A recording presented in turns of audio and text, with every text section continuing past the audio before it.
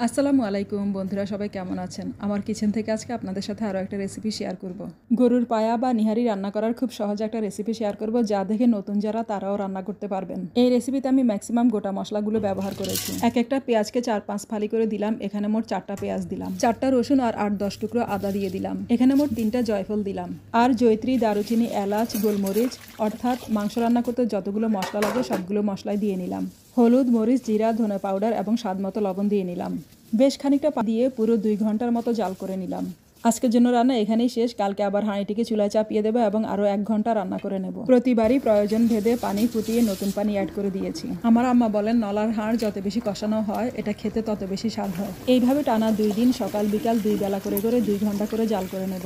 গরুর পায়া বা নিহারি ভালোভাবে সিদ্ধ হয়ে গেছে। এখন নামানোর আগ মুহূর্ত করে দিয়ে দিলাম একটু তেঁতুল গোলা, দিয়ে দিলাম গোটা জিরা, সরিষা এবং রসুন পেঁয়াজের ভাজা, কাঁচামরিচে ধনেপাতা দিয়ে দিলাম। টক মিষ্টি ঝাল চেক করে নেবেন। আমার রান্না শেষ, এখন পরিবেশন করে নেব। পায়ার ঝোলের কালার অনেক সুন্দর এসেছে, আর খেতেও এটা মাশাআল্লাহ অনেক ভালো হয়েছে।